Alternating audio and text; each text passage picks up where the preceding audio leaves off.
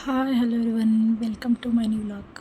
ಇವತ್ತು ನಾನು mutton liver fry ಮಾಡ್ತಿದ್ದೀನಿ. ಮೊದಲಿಗೆ ಲಿವರ್ನ ವಾಶ್ ಮಾಡಿ ಇಟ್ಕೊಂಡು ಅದಾದಮೇಲೆ ಒಂದು ಕಡೆ ನಾನು ಧನಿಯಾ ತೊಗೊಂಡ್ಬಿಟ್ಟು ಆಮೇಲೆ ಸ್ವಲ್ಪ ಫ್ರೈ ಮಾಡಿಕೊಂಡು ಗ್ರೈಂಡ್ ಮಾಡ್ಕೊಂಡು ಇಟ್ಕೊತೀನಿ. ಆಮೇಲೆ ಸ್ವಲ್ಪ ಮೆಣಸು ತೊಗೊಂಡು ಅದು ಕೂಡ ಅಷ್ಟೇ ಗ್ರೈಂಡ್ ಮಾಡ್ಕೊಂಡು ಇಟ್ಕೊಂಡೆ. ಮೆಣಸು ಹಾಕೊಂಡು ಫ್ಲೇವರ್ ಚೆನ್ನಾಗಿರುತ್ತೆ ಅದಕ್ಕೋಸ್ಕರ.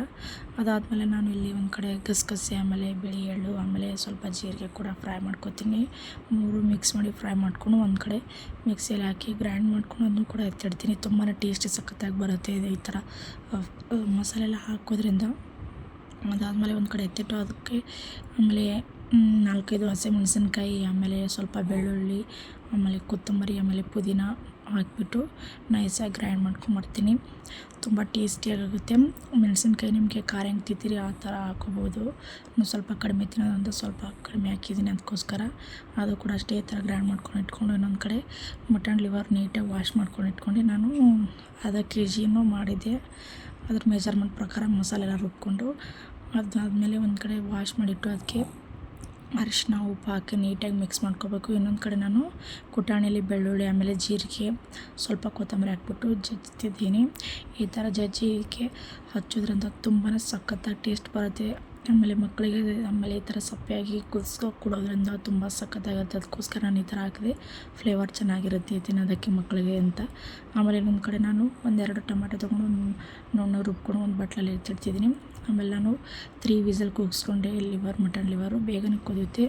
ಆಮೇಲೆ ನೋಡ್ಬೋದು ತುಂಬಾ ಸಖತ್ತಾಗಿ ಬಂದಿತ್ತು. ಆಮೇಲೆ ಅಷ್ಟೇ ಬಾಯ್ಲ್ ಕೂಡ ಆಗಿತ್ತು ಅದು. ಆಮೇಲೆ ಇನ್ನೊಂದು ಕಡೆ ನಾನು 2 ಈರುಳ್ಳಿ ಆಮೇಲೆ ಹಸಿಮೆಣಸಿನ್ಕಾಯಿ ಕೊತ್ತಂಬರಿ ಬೆಳ್ಳುಳ್ಳಿ ಆಮೇಲೆ ಕರಿಬೇವು ಆವಾಗಲೇ ರುಬ್ಬಿಟ್ಕೊಂಡ್ರೆ ಎಲ್ಲ ಮಸಾಲೆಗಳನ್ನ ಎತ್ತಿಟ್ಟಿದ್ದೀನಿ. ಒಂದು ಕಡೆ ಒಂದು ಬಾಣಲೆಯಲ್ಲಿ ಕೈ ಹಾಕಿಟ್ಟು ಅದಾದಮೇಲೆ ಸ್ವಲ್ಪ ಅಡುಗೆ ಇಲ್ಲ ಆಮೇಲೆ ಕರಿಬೇವು ಹಾಕಿಬಿಟ್ಟು ಅದಾದಮೇಲೆ ಹಸಿಮೆಣಸಿನ್ಕಾಯಿ ಹಾಕಿ ನೀಟಾಗಿ ಫ್ರೈ ಮಾಡ್ಕೋಬೇಕು. ಆಮೇಲೆ ಈರುಳ್ಳಿ ಕೂಡ ಗೋಲ್ಡನ್ ಕಲರ್ ಬರೋವರೆಗೂ ಫ್ರೈ ಮಾಡ್ಕೋಬೇಕು. ಆಮೇಲೆ ನಾನು ಟೊಮೆಟೊ ಪೇಸ್ಟ್ ಹಾಕಿ ಆಮೇಲೆ ಹಸಿ ವಾಸನೆ ಎಲ್ಲ ಹೋಗೋವರೆಗೂ ಫ್ರೈ ಮಾಡ್ಕೋಬೇಕು. ಆಮೇಲೆ ರುಬ್ಬಿಟ್ಕೊಂಡ್ರು ಹಸಿಮೆಣಸಿನ್ಕಾಯಿ ಕೊತ್ತಂಬರಿ ಪುದೀನ ಅದು ಕೂಡ ಹಾಕ್ಕೊಂಡು ಫ್ರೈ ಮಾಡ್ಕೊಂಡೆ. ಆವಾಗಲೇ ಎಲ್ಲ ರುಬ್ಬಿಟ್ರೆ ಮಸಾಲೆ ಎಲ್ಲ ಒಂದೊಂದೇ ಹಾಕಿಬಿಟ್ಟು 1-2 ನಿಮಿಷ ಫ್ರೈ ಮಾಡ್ಕೋಬೇಕು. ಆಮೇಲೆ ಒಣ ಕೊಬ್ಬರಿ ಫ್ರೈ ಮಾಡಿಕೊಂಡು ರುಬ್ಬಿದೆ ಅದನ್ನು ಕೂಡ ಹಾಕಿದೆ. ಅದಾದಮೇಲೆ ಮೆಣಸಿನ ಪೌಡ್ರು ಅದನ್ನು ಹಾಕಿ ನೀಟಾಗಿ ಫ್ರೈ ಮಾಡ್ಕೋಬೇಕು.